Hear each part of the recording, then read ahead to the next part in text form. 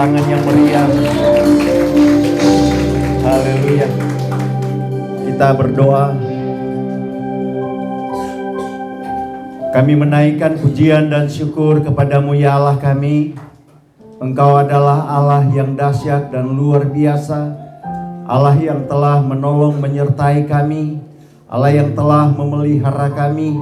Tapi Allah juga yang memberi kesempatan bagi kami untuk sama-sama terkumpul di tempat ini untuk menyembah memuliakan Tuhan. Kami bersyukur di dalam ibadah ini. Kami juga ada kesempatan untuk membaca, merenungkan kebenaran firman-Mu. Kami tahu kami butuh kebenaran firman-Mu di dalam langkah kehidupan kami. Tanpa firman-Mu, kami akan banyak kali gagal. Kami akan banyak kali tersesat. Kami akan banyak kali melangkah di langkah yang tidak Engkau inginkan. Tetapi dengan firman-Mu, kami akan melangkah sesuai dengan keinginan Tuhan. Kami akan melangkah dalam rancangan Tuhan. Kami akan melangkah dalam berkat-berkat Tuhan. Karena itu Tuhan, kami siap untuk membaca, merenungkan kebenaran firman-Mu. Pakailah hamba-Mu, jadikanlah dia saluran berkat-Mu di pagi hari ini. Di dalam nama Tuhan Yesus, kami menyerahkan waktu pemberitaan firman-Mu ini. Haleluya. Amin. Silakan duduk. Oh, udah duduk petik. Kang Pak John, Kang pakai bahasa Manado boleh Kang? Shalom semua.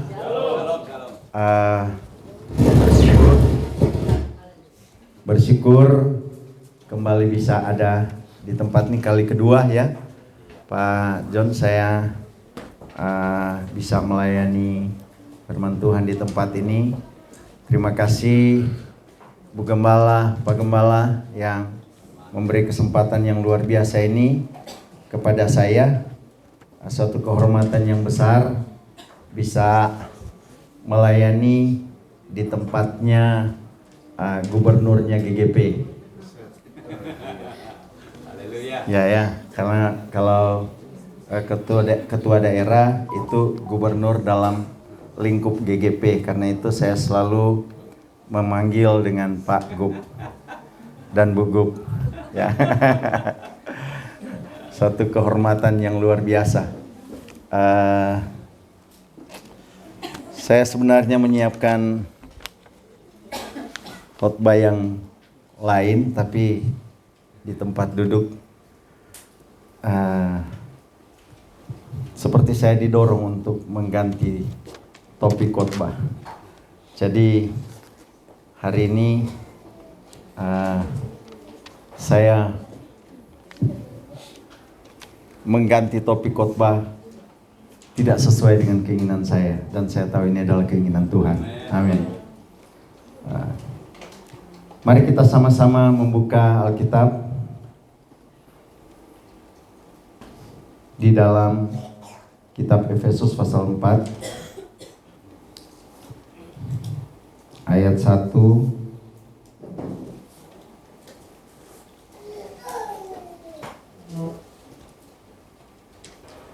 sampai ayatnya yang ke-16. Yang saya siapkan sebenarnya dalam 2 tawarik. Tapi kita mau ganti bacaannya. Ayat 1 sampai ayat 16. Saya akan membacakannya, Bapak Ibu Saudara bisa mengikuti dari dalam Alkitab Saudara sendiri. Sebab itu aku menasihatkan kamu, aku orang yang dipenjarakan karena Tuhan, supaya hidupmu sebagai orang-orang yang telah dipanggil berpadanan dengan panggilan itu. Hendaklah kamu selalu rendah hati, lemah lembut dan sabar. Tunjukkanlah kasihmu dalam hal saling membantu. Dan berusahalah memelihara kesatuan roh oleh ikatan damai sejahtera. Satu tubuh, satu roh, sebagaimana kamu telah dipanggil kepada satu pengharapan yang terkandung di dalam panggilanmu. Satu Tuhan, satu iman, dan satu baptisan. Satu Allah dan Bapa dari semua. Allah yang di atas semua dan oleh semua dan di dalam semua. Tetapi kepada kita masing-masing telah dianugerahkan kasih karunia menurut ukuran pemberian Kristus. Itulah sebabnya kata Nats. Tatkala ia naik ke tempat tinggi, ia membawa tawanan-tawanan, ia memberikan pemberian-pemberian kepada manusia. Bukankah ia telah naik berarti bahwa ia juga telah turun ke bagian bumi yang paling bawah? Ia yang telah turun, ia juga yang telah naik jauh lebih tinggi daripada semua langit untuk memenuhkan segala sesuatu.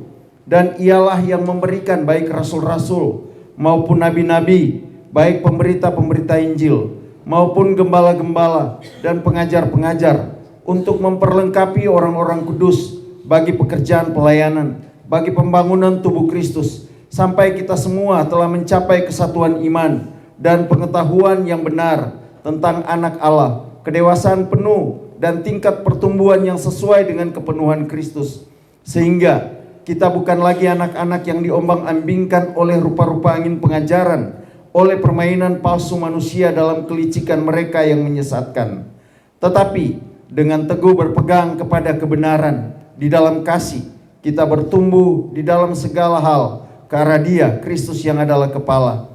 Daripadanya lah seluruh tubuh yang rapi tersusun dan diikat menjadi satu oleh pelayanan semua bagiannya, sesuai dengan kadar pekerjaan tiap-tiap anggota, menerima pertumbuhannya dan membangun dirinya dalam kasih. Puji Tuhan. Shalom. Saya senang suasana yang begitu sukacita, pujian-pujian yang dikumandangkan dengan penuh sukacita, dengan penuh semangat. Wah, ini adalah satu hal yang luar biasa.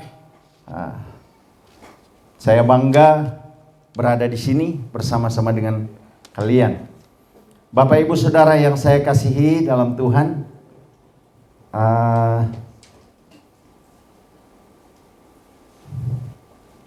siapa kira-kira ada peliharaan di sini? Coba angkat tangan. Ada peliharaan? Ayam, kucing. Ada ya, banyak ya. Cuma nggak angkat tangan ya. Tapi ada juga peliharaan, kan bukan cuma makhluk hidup. Ada juga tumbuh-tumbuhan, bunga. Betul ya? Nah, itu adalah peliharaan. Kalau tidak dipelihara, bunga pun kalau tidak dipelihara mati. Ya, betul ya. Jadi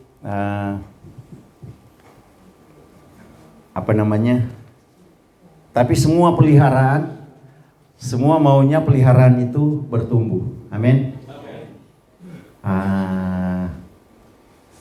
Kalau bertumbuh itu berarti dari kecil. Kalau ayam waktu dia menetas, dia jadi kelihatan lucu. Tapi setelah itu dia berkembang menjadi sesuatu yang juga bisa menghasilkan. Kalau dia betina, dia akan bertelur dan itu akan terus terjadi dalam proses itu, dan itu akan menjadi satu penghasilan yang luar biasa. Kalau juga bunga misalnya, waktu ditanam itu kecil, maunya supaya bisa bertumbuh, menjadi besar, dan pada akhirnya berbunga. Amin ya. Waktu berbunga, itu juga biasanya ada biji-bijian yang jatuh, dan itu juga akan memunculkan bunga-bunga yang baru. Amin ya. Dan itulah, tapi kalau tidak bertumbuh, dia tinggal kecil dan pada akhirnya mati. Nah, semua ingin mau bertumbuh. Amin ya. Semua mau bertumbuh. Begitu juga dengan gereja. Gereja, Pak Gembala, Ibu Gembala mau gereja bertumbuh ya. Saya juga mau gereja saya bertumbuh. Saya adalah seorang gembala. Izin memperkenalkan diri ya. Gembala di GGP Rehoboth Manado.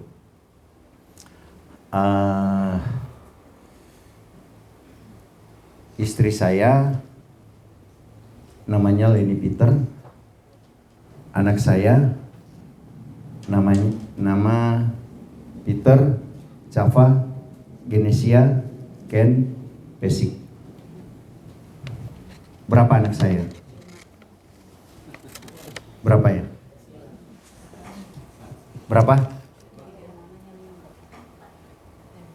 4, 5? Karena anak saya cuma 1, jadi diberi nama banyak. Supaya kalau sudah bosan panggil Ken, panggil Java. Kalau sudah bosan panggil Java, panggil Genesia. Sudah bosan panggil Genesia, panggil Peter.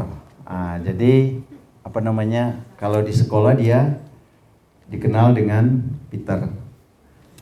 Kalau di rumah dipanggil dengan Ken. Kalau di sesama anak muda mereka selalu suka memanggil dia Java. Ya itu, kedengaran banyak ya, tapi cuma 1. Tapi Pak John, syukur banyak ya, Pak John. 3 ya, 2. Oh, cuma beda 1. Haleluya. Jadi itu anak saya itu saya juga senang karena dia pada akhirnya sudah lebih besar dari saya. Usianya 14 tahun, tapi sudah lebih tinggi dari saya, kelas 1 SMA. Tapi puji Tuhan dia adalah anak yang luar biasa. Dengar-dengaran Pak John sudah ketemu ya. Dia adalah anak yang manis, anak yang dengar-dengaran, dan saya hampir sulit untuk memarahi dia karena dia memang jarang buat kesalahan. Tapi dia saya bersyukur karena pengetahuannya juga bertambah ya. Dari waktu dia sekolah SD nilainya 4, 5, 6. Saya berusaha keras untuk menghajar dia, tapi begitulah yang muncul. Tapi setelah itu di SD kelas 1, kelas 2 nilainya mulai bertambah. Waktu SMP dia lulus dengan ranking 8. Saya bersyukur karena saya yang sebenarnya kadang saya bilang ke istri saya, aduh, siapa ini orang kompane-pane kon dia bagaimana? Bahasa Manado supaya ndak terlalu dimengerti ya. Maksudnya humor saja. Maksud saya memang anak kami itu awalnya memang sulit sekali untuk ditingkatkan. Tapi kami tetap memberi dia support. Dia yang begitu taat, begitu dengar-dengaran, begitu tapi nilainya itu jongkok ya. Tapi setelah dia masuk di SMP sudah mulai meningkat dan pada akhirnya dia lulus dari SMP dengan ranking 8 dan pada akhirnya dia masuk di SMA di Manado yang cukup ketat juga karena jaraknya jauh. Dia harus masuk dengan nilai prestasi, masuk dengan prestasi. Tapi saya bersyukur waktu dites ternyata dia diterima dan dites lagi, akhirnya dia bisa masuk di BINSUS, binaan khusus. Bersyukur karena saya bilang ke anak saya, aduh ini sudah di BINSUS ini. Dia awalnya rasa minder, apakah dia mampu bersaing atau tidak. Tapi saya bersyukur di MIT ini dia keluar dengan nilai yang saya lihat cuma 2B. Selain itu A semua. Saya bersyukur semua adalah anugerah Tuhan. Dari yang tidak bisa apa-apa. Mengapa dia meningkat? Karena dia setiap hari baca Alkitab. Setiap hari baca Alkitab dan dia sudah menyelesaikan satu Alkitab. Dia sekarang sudah mulai di Kejadian sekarang terakhir saya cek minggu yang lalu dia ada di pasal 38 kitab Kejadian. Nah, mengapa? Itu suatu proses yang luar biasa karena dia melihat bahwa ternyata membaca Alkitab bukan cuman lip service tuh bilang ada perkembangan, tapi memang dia merasakan bahwa dalam membaca Alkitab memberikan kontribusi yang sangat berarti dalam banyak hal. Saya cek ke wali kelasnya, Bu Wali, bagaimana keberadaan Ken di sekolah? Sikap-sikapnya bagaimana? Oh, dia bagus Pak, dia anak manis, dia anak penurut, dia anak yang suka berinisiatif dan suka menolong. Saya bangga mendengarnya. Sebagai orang tua, saya bangga. Mengapa? Karena banyak orang yang pintar, tapi kehidupan karakternya buruk. Tapi saya bangga karena dia bukan cuma menampilkan pola hidup yang bagus di depan orang tua, tapi di lingkungan juga. Ternyata di sekolah dia dianggap baik oleh gurunya. Bagi saya itu adalah satu pertumbuhan karakter. Amin ya. Jadi gereja itu bertumbuh, itu juga perlu pertumbuhan karakter. Sesuatu yang apa namanya, yang tidak diimbangi dengan pertumbuhan karakter, semuanya akan sirna. Ya. Jadi Bapak Ibu Saudara yang saya kasih dalam Tuhan. Nah, pertanyaannya adalah bagaimana kita bertumbuh? Saya boleh dapat berapa lama ini? Setengah jam kah? Ya, 40 menit. 40 menit, oke. Okay. Dari tadi ya. Ya. Sudah 18 menit. ya? Sudah 18 menit. Sudah 18 menit. Oke, baik. Ya. Jadi bagaimana cara supaya jemaat bertumbuh? Amin ya. Pertanyaan pertama itu bagaimana cara supaya jemaat bertumbuh? Yang pertama adalah hiduplah berpadanan dengan panggilan. Kita ini adalah orang-orang yang berdosa, yang hidup dalam kegelapan. Tetapi waktu kita dipanggil menjadi orang-orang kudus. Ketika kita percaya menerima Kristus sebagai Tuhan dan Juru Selamat, kita dipanggil menjadi orang-orang kudus. Dan dikuduskan dengan apa? Dengan darah Kristus. Amin ya. Dikuduskan dengan darah Kristus yang telah mati di atas kayu salib untuk menebus dosa-dosa kita. Nah, tapi kehidupan yang berpadanan dengan panggilan itu harus nampak keluar. Harus dapat dirasakan oleh orang lain, harus dapat dilihat oleh orang lain.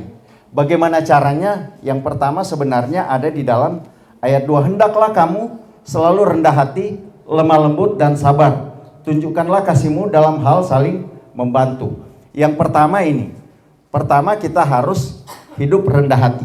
Nah, kita harus ingat bahwa memang kita semua ingin sukses, ingin berhasil. Amin ya. Kita semua ingin berhasil. Tetapi kita harus ingat dan waspada. Karena keberhasilan itu merupakan ujian terbesar untuk kesombongan kita. Ketika Anda lulus mencapai sarjana, Anda digoda untuk meremehkan mereka yang tidak punya gelar. Ketika Anda sukses untuk mendapatkan rumah, Anda digoda untuk meremehkan mereka yang tidak punya rumah. Ketika Anda mendapat mobil, sukses mendapat mobil, Anda digoda untuk meremehkan mereka yang tidak punya mobil. Ketika Anda dapat jabatan, Anda berhasil untuk mendapat jabatan, tapi itu kesempatan juga untuk ujian bagi saudara, untuk tinggi hati dan meremehkan mereka yang tak punya jabatan. Bapak Ibu Saudara yang saya kasih dalam Tuhan,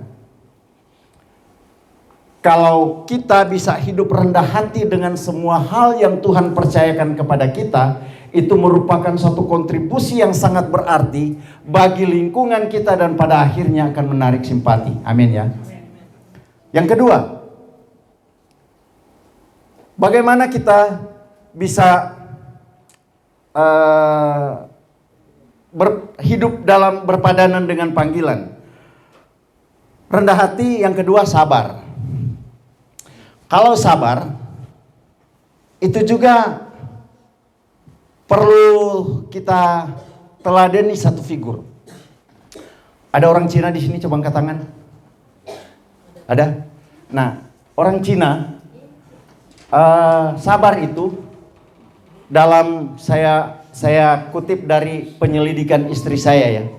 Sabar itu dari bahasa Cina sebenarnya artinya adalah tetap menerima meskipun sebilah pisau tertancap di jantung.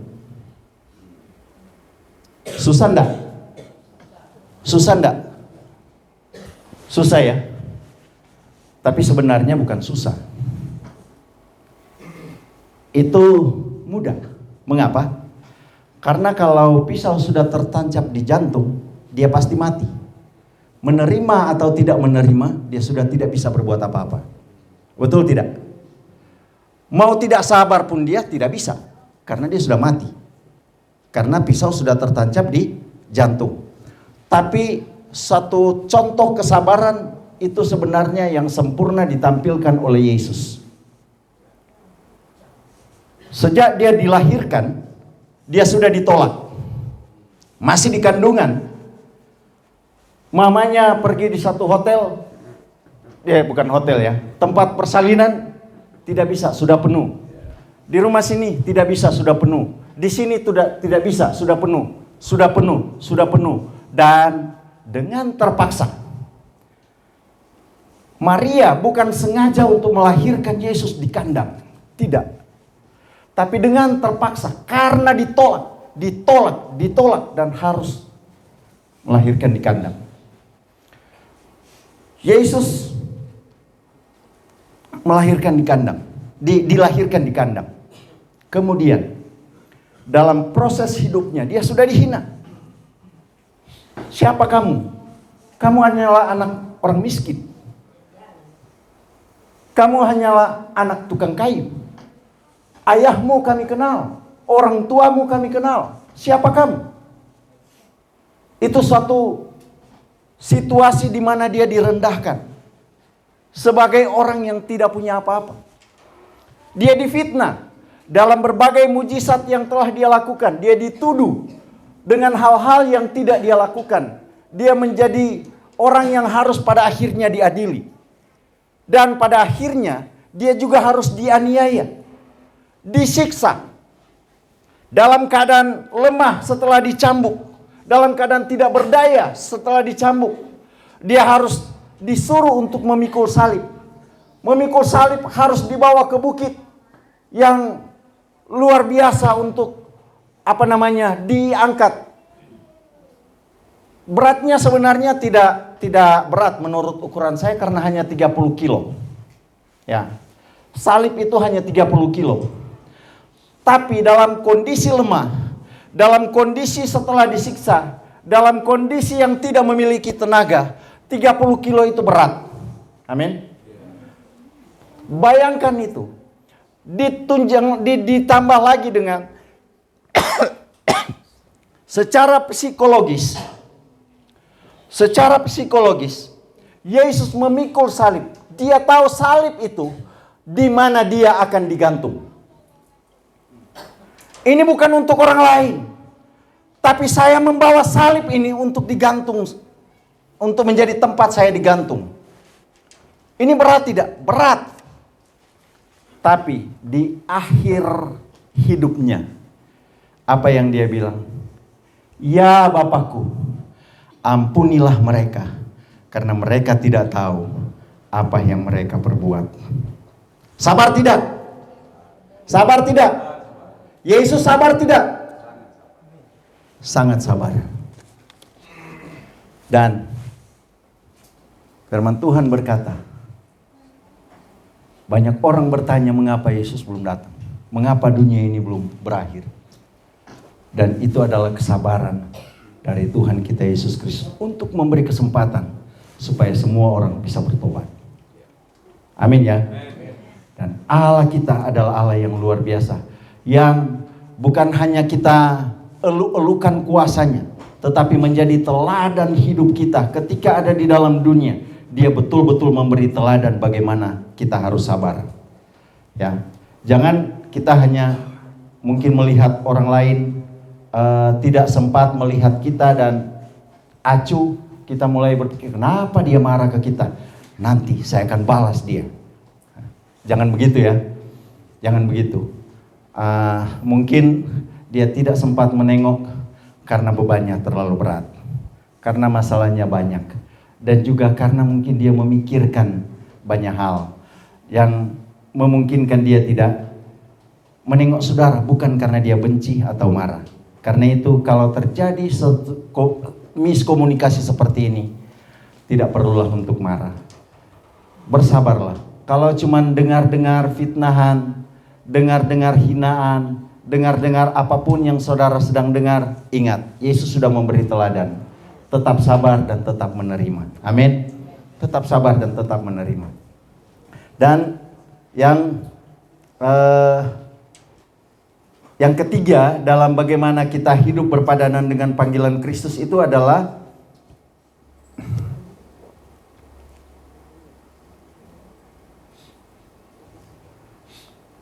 kita bisa hidup saling membantu. Mari kita bisa hidup saling membantu. Karena memang kasih itu salah satu nampaknya adalah saling membantu. Kalau kita bilang kita hidup di dalam kasih, tetapi kita tidak bisa hidup saling membantu, itu hanya slogan, itu bohong. Tapi ingat, kita bisa menampakkan kehidupan bahwa kita memiliki kasih kalau kita di dalam kehidupan kita bisa menunjukkan bahwa kita bisa mengasihi orang lain. Dan karena itu, saling membantu itu adalah hal yang perlu untuk kita lakukan di dalam kehidupan kita. Jadi itu yang pertama itu ya, hidup berpadanan dengan panggilan. Yang kedua, bersatu. Kita bisa baca di ayat selanjutnya. Hendaklah kamu selalu rendah hati, lemah lembut, dan sabar, tunjukkanlah kasihmu dalam hal saling membantu. Kedua, dan ayat 3. Dan berusahalah memelihara kesatuan roh oleh ikatan damai sejahtera. Satu tubuh dan satu roh. Sebagaimana kamu telah dipanggil kepada satu pengharapan yang terkandung di dalam panggilanmu. Satu Tuhan, satu iman, satu baptisan. Satu Allah dan Bapa dari semua, Allah yang di atas semua dan oleh semua dan di dalam semua. Jadi yang kedua adalah mari kita bersatu. Kalau mau gereja ini bertumbuh, kita harus bersatu. Karena tidak ada gereja yang bertumbuh dan di dalamnya terjadi pertengkaran. Amin. Tidak ada gereja yang bertumbuh yang di dalamnya terjadi blok-blokan. Tidak ada gereja yang bertumbuh yang di dalamnya terjadi kontradiksi. Tetapi mari bersatu. Lakukan program gereja secara bersama-sama dengan persatuan yang kuat. Lakukan semuanya dalam apapun yang dilakukan secara bersama-sama. Satu iman, satu baptisan. Pengandalan diri kita juga hanya kepada satu, yaitu Yesus Kristus. Yang pada akhirnya kita membuat segala sesuatu menjadi mudah. Ringan sama dijinjing, tapi berat pikul sendiri. Bukan. Maksudnya ringan sama dijinjing, berat sama dipikul. Semuanya akan terasa ringan. Semuanya akan terasa ringan. Kemudian yang ketiga,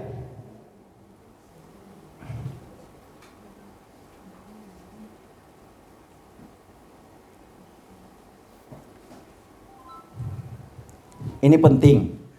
Memandang pemimpin sebagai pemberian Allah. Itu di dalam ayatnya yang ke-11.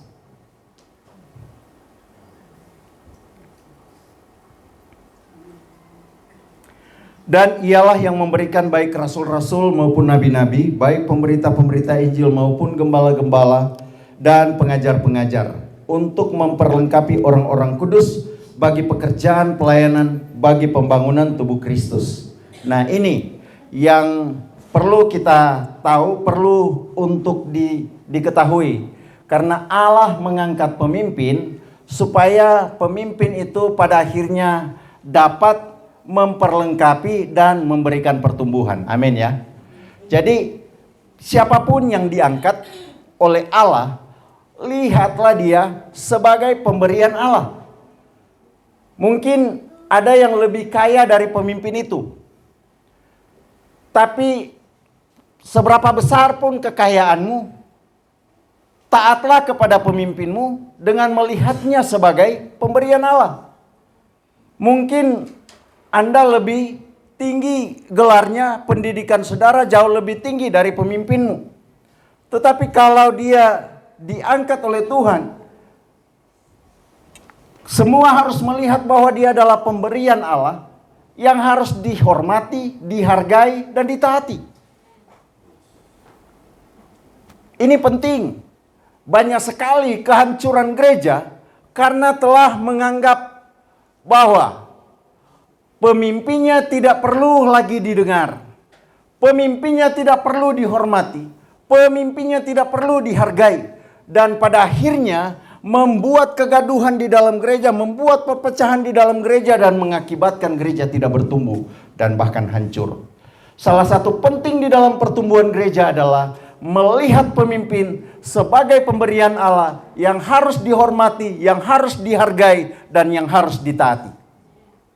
Mengapa? Karena otoritasnya diberikan oleh Allah kepadanya. Sesuatu hal yang sulit untuk dilihat mungkin, apa yang diberikan oleh Allah kepada pemimpin itu adalah kuasa, wibawa, dan hikmat yang memang tidak bisa dilihat secara jasmani. Tetapi ketika Allah mengangkat pemimpin untuk memperlengkapi, yakinlah bahwa pemimpin itu sudah diperlengkapi oleh Allah lebih dulu. Salah satu kunci pertumbuhan gereja itu melihat pemimpin sebagai pemberian Allah. Saya bangga karena jemaat saya juga menganggap saya memang sebagai pemimpin pemberian Allah. Karena itu mereka menopang saya total. Ya, Pak Ketua Mada sudah pernah ke gereja saya. Tidak besar, tapi memang mengalami pertumbuhan yang cukup besar pula. Saya berada di gereja itu awalnya dengan 19 kakak. Tapi sekarang ini yang tertambah jauh lebih tinggi daripada jemaat aslinya. Nah, tapi juga pertumbuhan itu bukan hanya dari segi jumlah. Saya melihat pertumbuhan rohani sebagai gembala, saya melihat banyak terjadi perubahan-perubahan yang luar biasa. Kesadaran untuk melayani begitu luar biasa. Ya, misalnya, saudara, saya perlu akui bahwa terjadinya pertumbuhan di jemaat saya, orang-orang yang masuk dan bergabung dengan gereja kami, itu yang paling berperan adalah jemaat, bukan saya. Yang paling berperan bukan saya, adalah jemaat. Mengapa? Karena jemaat saya yang setiap minggu mereka turun lapangan dan buat penginjilan. Jemaat saya yang setiap minggu mereka turun lapangan dan buat penginjilan. Mereka masuk ke rumah-rumah dan membuat penginjilan. Bukan saya. Kalau saya, dia bilang, oh gembala sudah masuk di rumah orang yang bukan dombanya. Gembala pencuri domba. Tapi di tempat saya, mereka tidak bisa buat begitu. Karena mereka sama-sama berinteraksi sesama masyarakat. Dan mereka berdialog sesama masyarakat. Mereka bisa saling mengunjungi sesama masyarakat. Dan pada akhirnya ada peluang untuk memberitakan Injil. Dan peluang pemberitaan Injil itulah yang membuat banyak anggota yang pada akhirnya masuk. Kadang banyak kali saya tidak ada di sana dan mereka sudah nelpon, Pak Gembala, ada yang mau dibaptis. Oh iya, biar tunggu saja Gembala sampai, terus kita buat pembaptisan. Pak Gembala, ada yang mau bergabung. Oh iya, bisa berhubungan saja dengan sekretaris, terus nanti ada pembinaan-pembinaan, baru dicatat. Kebanyakan saya hanya mendengar telepon. Saya tidak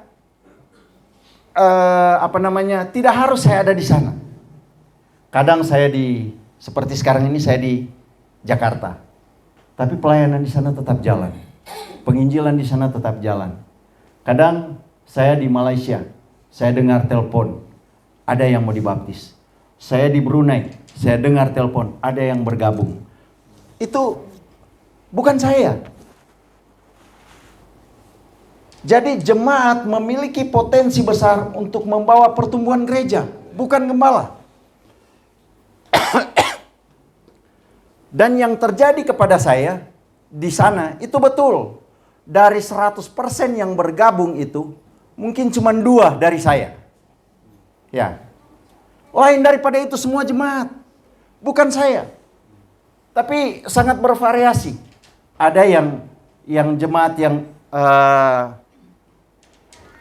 hasil dari jemaat yang sudah umur 70-an.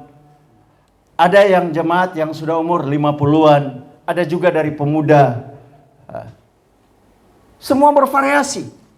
Jadi tidak ada yang bilang terlalu muda untuk melayani. Tidak ada yang dibilang terlalu tua untuk melayani. Tapi Injil begitu luar biasa bisa disampaikan. Setiap tahun, catatan kami, bahwa setiap tahun gereja kami menginjili ke ribuan orang. Setiap tahun. Semua direkap.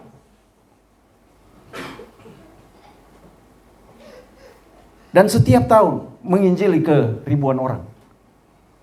Setiap minggu turun lapangan. Setiap minggu turun lapangan.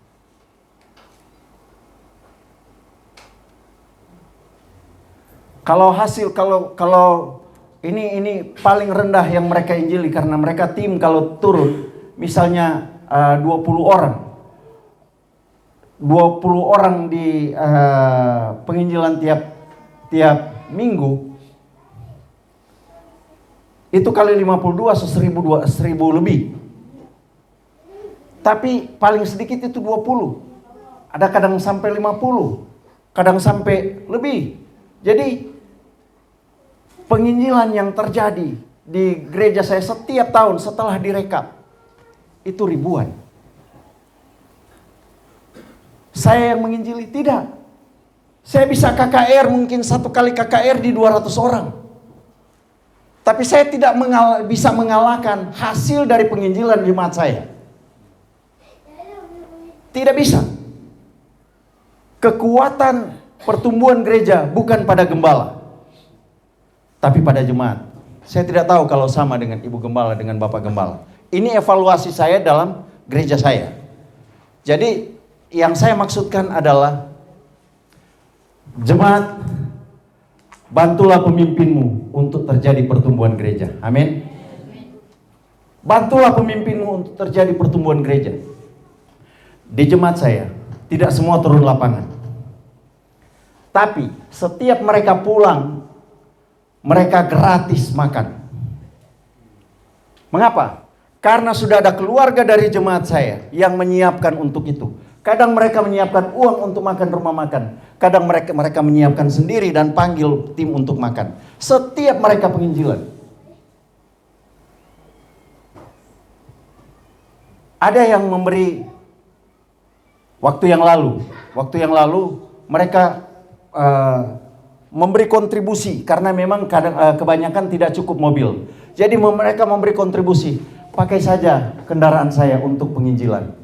Pakai saja kendaraan saya untuk penginjilan. Penginjilan begitu terbuka. Saya mau berkata, Bapak Ibu Saudara yang saya kasih dalam Tuhan. Luar biasa kalau orang yang nanti bergabung adalah orang yang telah percaya kepada Yesus. Kalau orang yang bergabung itu adalah orang yang belum percaya, bisa saja waktu bergabung buat masalah dalam gereja. Tapi kalau orang yang bergabung itu didasarkan pada penginjilan, biasanya orang yang bergabung itu dasarnya adalah sudah melalui pertobatan.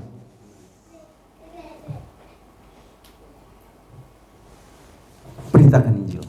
Amin. Beritakan Injil. Dan lihatlah pemimpinmu sebagai pemimpin yang diberikan oleh Allah. Yang terakhir adalah pertumbuhan. Daripada nyala seluruh tubuh yang rapi terus tersusun dan diikat menjadi satu oleh pelayanan semua bagiannya, sesuai dengan kadar pekerjaan tiap-tiap anggota, menerima pertumbuhannya dan membangun dirinya dalam kasih. Saya mulai dari ayat 15. Tetapi dengan teguh berpegang pada kebenaran di dalam kasih, kita bertumbuh di dalam segala hal ke arah Dia, Kristus yang adalah kepala. Daripada nyala seluruh tubuh yang rapi tersusun dan diikat menjadi satu oleh pelayanan semua bagiannya, sesuai dengan kadar pekerjaan tiap-tiap anggota, menerima pertumbuhan dan membangun dirinya dalam kasih. Bapak Ibu Saudara yang saya kasih dalam Tuhan, itu bertumbuh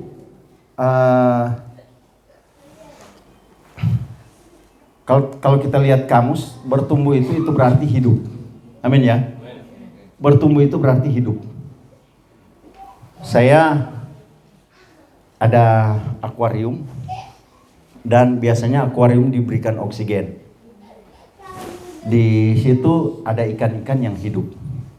Tapi karena cuma sedikit, saya tambah dengan ikan palsu. Kelihatan banyak sih, tapi ada bedanya. Karena ketika diarus itu ikan itu dia tetap menerjang arus. Ya. Tapi kalau ikan yang palsu itu dari sini dia diam aja terus karena arus itu. Setelah di oksigen itu dia cepat terbawa arus. Betul ya? Tahukah di kita di jemaat juga kadang seperti itu. Banyak jemaat yang asli, tapi juga banyak jemaat yang palsu. Maksud saya, bukan jemaat yang terdata palsu, tidak. Tapi kehidupan rohaninya, kekristenannya adalah kekristenan palsu. Yang ditandai dengan mudahnya dia terbawa arus. Meskipun dia tahu itu dosa, tapi kalau arus begitu kuat, dia cepat sekali untuk mengikut arus itu. Dan dengan alasan gaul. Dengan alasan modernisasi. Tidak modern, tidak gaul, dan lain sebagainya. Nah, hati-hati. Kalau banyak orang yang arus itu sepertinya tidak mementingkan ibadah, jemaat itu juga ikut terbawa. Bukan cuma saya yang tidak ibadah, banyak yang tidak ibadah. Jadi nggak apa-apa biar saya tidak ibadah. Nah, ingat, jemaat yang asli itu dia hidup, bukan mati. Amin. Dia tetap mencari makan. Dia tetap mencari makan. Kalau yang palsu, kasih makan, dia tidak mau makan. Kalau orang Kristen makanannya apa? Firman Tuhan. Dan kalau yang orang Kristen ketika mendengar firman Tuhan, langsung pasang mencoba untuk menolak. Nah itu kalau dia tidak sakit, itu berarti orang Kristen palsu. Kalau dia sakit, berarti Pak Gembala dan Ibu Gembala harus memberi mereka obat. Ya, memberi obat. Tidak tahu bagaimana model obat itu, apakah dibelai-belai atau didoakan, ya. Nah. Tapi itulah, Bapak Ibu Saudara yang saya kasih dalam Tuhan. kita mau bertumbuh. Kalau kita mau bertumbuh, kita harus ingat bahwa kita harus bisa menambah-nambahkan iman kita. Salah satu pengertian di dalam bertumbuh itu bertambah-tambah, betul ya? Kalau bertumbuh, artinya salah satu arti di dalam kamus itu bertambah-tambah. Kalau dia tidak bertambah, itu berarti statis dan tidak bertumbuh. Betul ya? Betul ya? Betul atau benar? Benar-benar betul. Ya. Nah, kalau kita mau bertumbuh, tambah-tambahkanlah iman kita. Amin. Tambah-tambahkanlah kesetiaan kita. Amin. Tambah-tambahkanlah kerja keras kita. Amin. Tambah-tambahkanlah pengabdian kita. Amin. Tambah-tambahkanlah pengorbanan kita. Amin.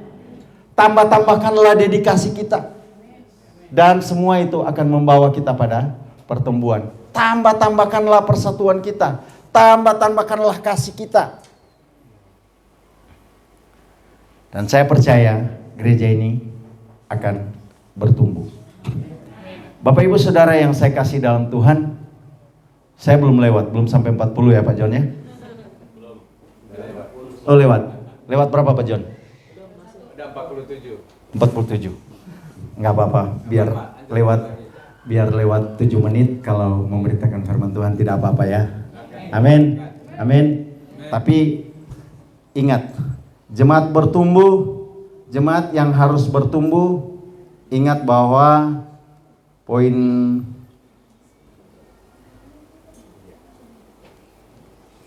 pertama adalah gereja kita harus hidup berpadanan dengan panggilan. Yang kedua apa? Kita harus sabar. Yang ketiga apa? Kita harus bersatu. Yang keempat, memandang pemimpin sebagai pemberian Allah. Dan 5 adalah pertumbuhan. Amin ya. Jadi ingat. Yang pertama, hiduplah berpadanan dengan panggilan. Yang kedua, sabarlah. Yang ketiga, bersatulah. Yang keempat, lihatlah pemimpinmu sebagai pemberian Allah. Hormati, hargai, dan taatilah dia. Yang kelima, lihatlah pertumbuhan yang akan terjadi. Tuhan Yesus memberkati kita sekalian. Nanti untuk doa, saya minta kesediaan dari Pak Ketua Majelis Daerah.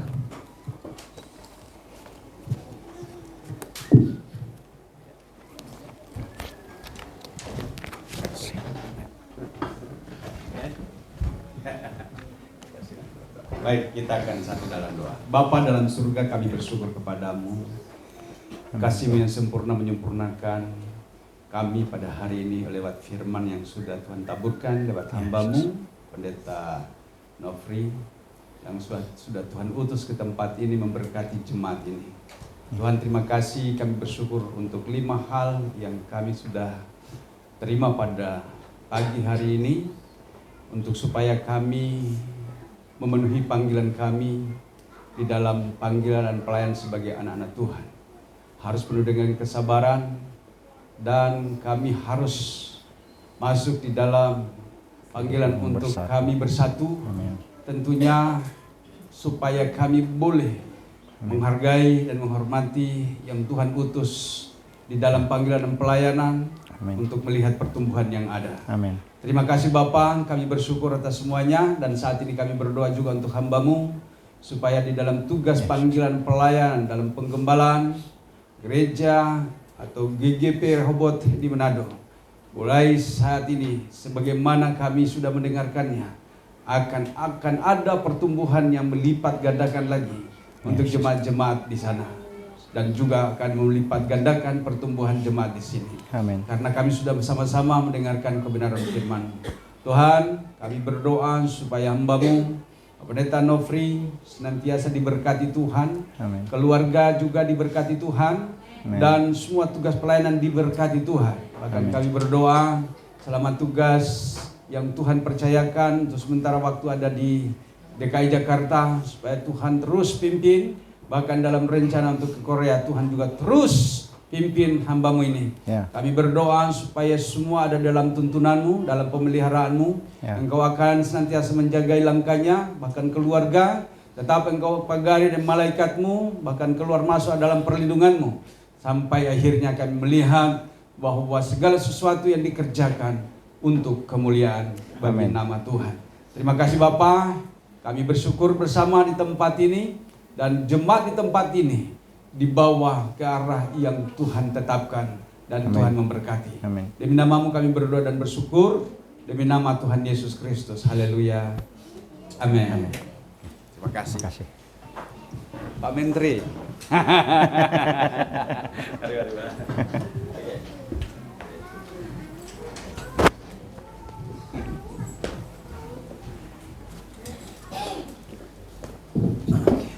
Shalom Bapak Ibu. Ya, shalom. Dengan cepat aja ya kita mengundang